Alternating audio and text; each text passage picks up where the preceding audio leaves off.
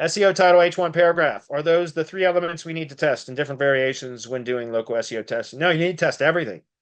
Like I said, guys, I've been teaching for months and months and months now, even in a public setting, about how to structure sites better for local search, because that's all I do. And especially for service area businesses. And so what I talk about is, it's going to require testing in whatever industry you're in. I can give you the framework. If you order an audit from me, I can do the research for topic and category optimization and how to and provide page structure recommendations based upon my research. But since I'm not in your industry, I can't do the testing for you, nor would I. Okay. I can give you the framework based upon the industries that I have tested this in and knowing that the concept works. But determining the exact configuration requires trial and error. So that's why I said, like, I can provide you with the topic and category research, which is the entity research, and provide you with those details. I can provide you with page structure recommendations based upon the entities that I've uncovered through my research. But determining the specific configuration of the H1, or excuse me, SEO title H1, and the variations of the entities and how you can create a new topic from two separate entities, things like that, that requires testing, guys. And there's no way that I can do that for you. So as far as which elements, it's all of them, right? I always try to optimize for topics and categories in the SEO title and the H1. Remember, category is literally Google business categories. Topics are the entities or topics within Wikipedia. So topic optimization is for organic performance or optimizing for organic search. Category optimization is optimizing for maps search.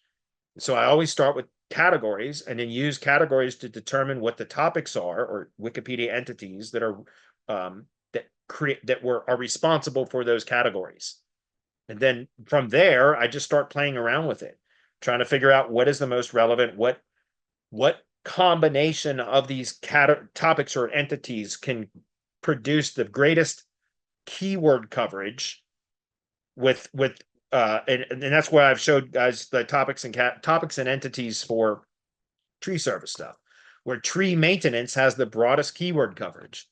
It's not the keyword tree maintenance that gets the highest search volume, but that combination of tree and maintenance to create one topic out of two entities, which is tree maintenance, right?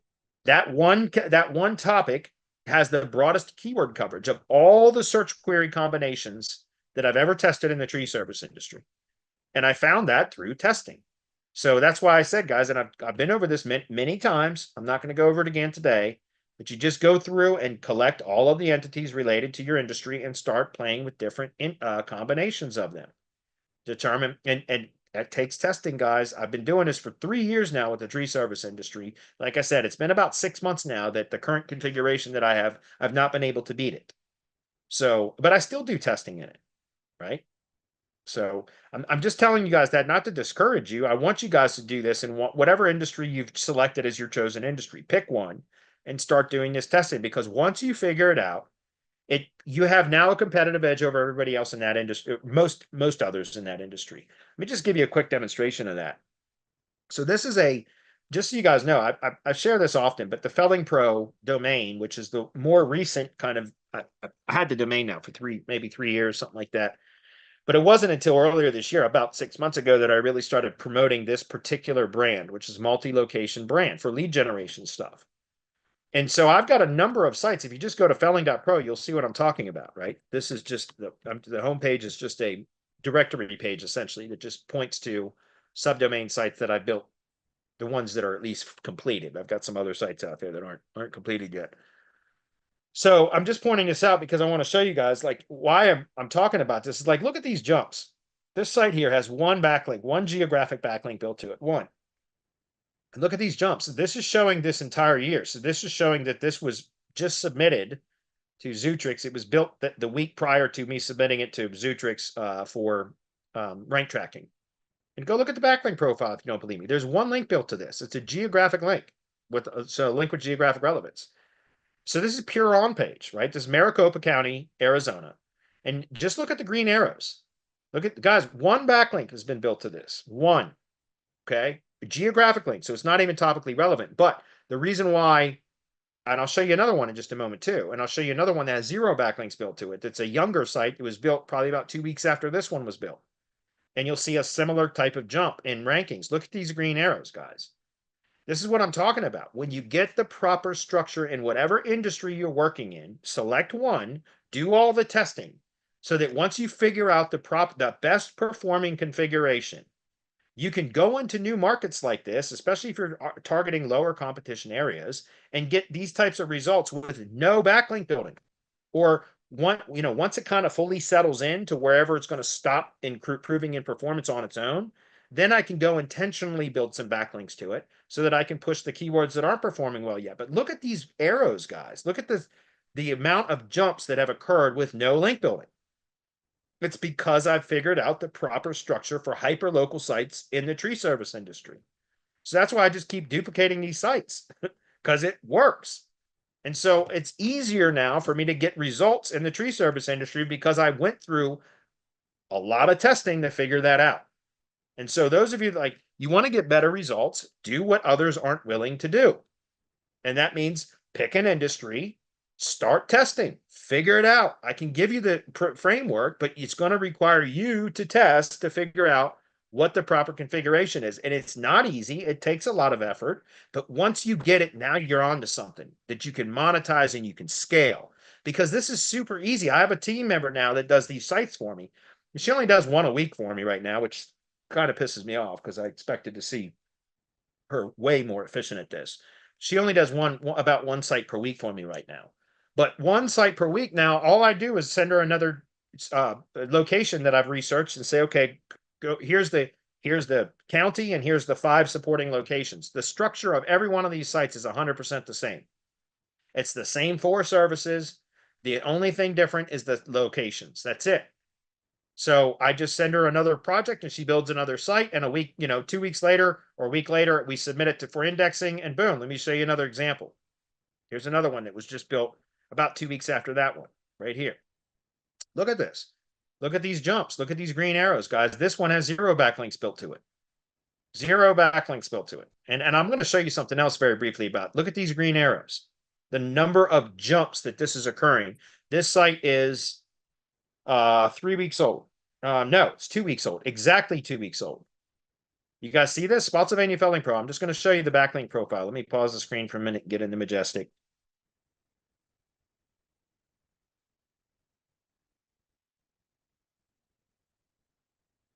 Okay, here we go.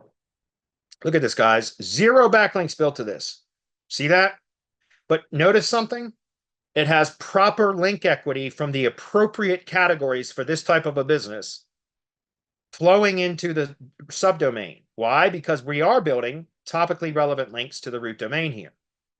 So do you understand? That's why I'm saying, like, once you figure out the proper structure, now you've got something that you can easily scale, especially in the lead gen business, that you can use for all kinds of stuff to generate leads, which you can build a whole lead generation business around this, or the hybrid model, which is what I've been promoting now for several years, or at least a couple of years, which is where you use these type of assets to get results very quickly in a particular area, and then use this as a sales tool to then sell your services to companies that have Google business profiles, right? You can do a hybrid of lead generation plus traditional retainer-based services.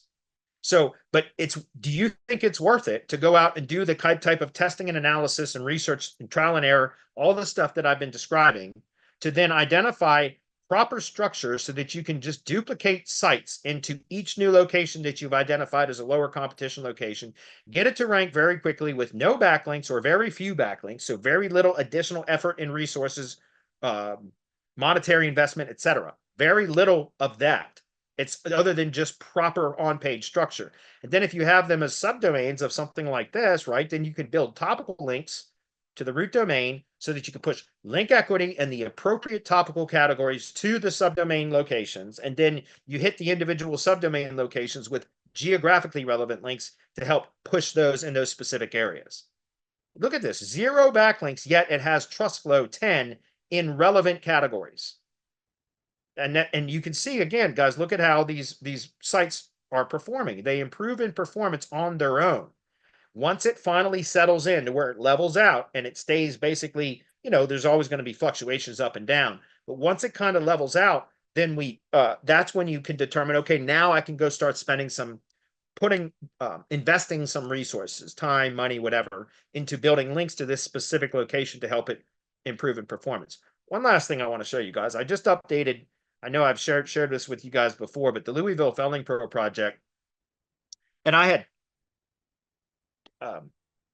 this was one of the very first sites that I had started testing on, that the structure that I've developed. Okay, this was one of the very first sites that I had tested on, like within the first 5 of them. No kidding. And so I built the original Louisville Felling Pro site on high level websites, but it was using the first version of the template that I had secured, which had a ton of HTML errors on it, like just terrible HTML errors. And I've, as far as using HTML, like heading tags for all kinds of stuff on the page that should not have been using heading tags, guys. That's what I've been talking about. You can convey to Google through titles, headings, and subheadings. If you have proper HTML markup of the page structure, then you can convey specifically, very specifically to Google what the page is about with no additional content, because it's reading the main optimization elements of the titles, headings, and subheadings and determining what the page is from that.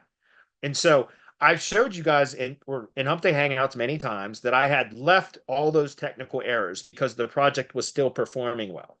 Well, we're getting ready to launch a new service for Tree Care HQ.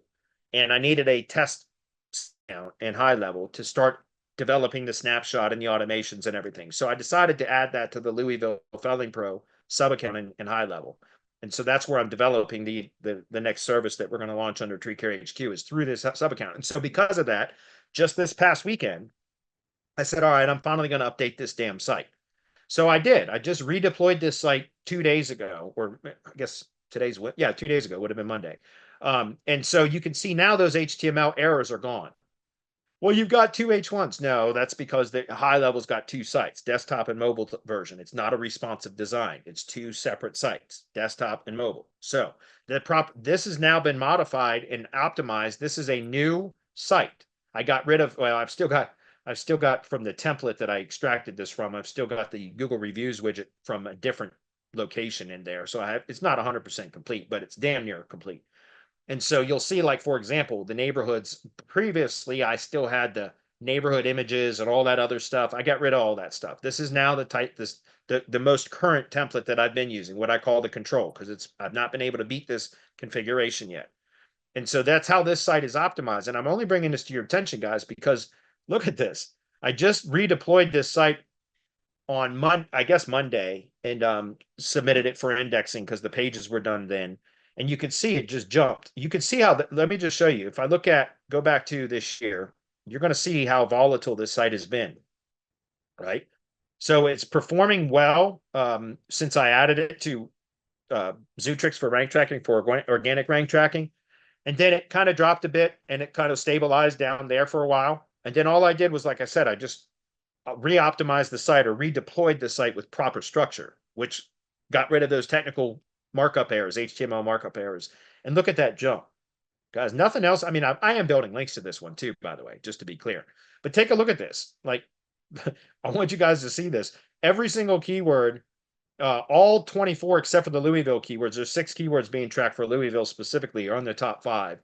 You can see that jump there, but look at that. I mean, there's only these keywords here that aren't yet on page 1, and look at those green arrows.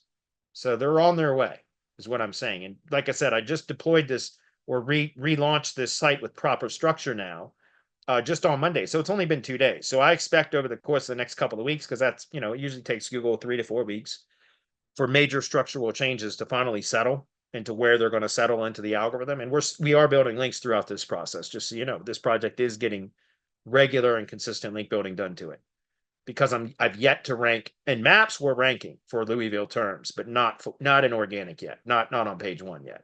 But look at those arrows.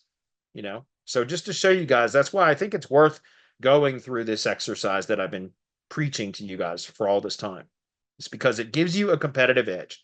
It will help you to grow your business and therefore your revenue a hell of a lot quicker if you go through otherwise, what are your alternatives?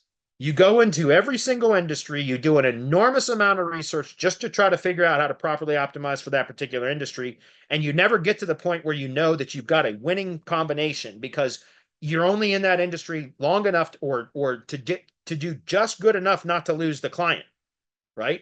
And then you go to another industry because now some other company or some other business owner in some other industry got your attention somehow, and now you're willing to now reinvent the wheel, start all over again in another industry where you might be just good enough, but you're never super effective. I would rather be super effective in one industry and then scale like crazy because it's duplicatable. This is the exact same structure that we use for every goddamn site. Go look at it. Every one of these sites is structured exactly the same way. It makes it so much easier to scale. And as I was showing you with the links, guys, what happens is you inherit your subdomain sites inherit authority and relevance from the parent domain so that you can get huge jumps in ranking just from deploying the site because it's relevant. Does that make sense? So again, coming back here, this one, I love looking at this one because this one is the Maricopa Felling Pro, if I can find it again. There it is. I love seeing those jumps like that with no one. I'll just show it to you. There was one geographic link built to that. And the rest of that has, which the geographic link that was built to that has trust flow in arts and entertainment topical category. But look at the topical categories of this. It's 98% flowing into here because it's inheriting that from the felling.pro domain. So it's the relevance is still proper.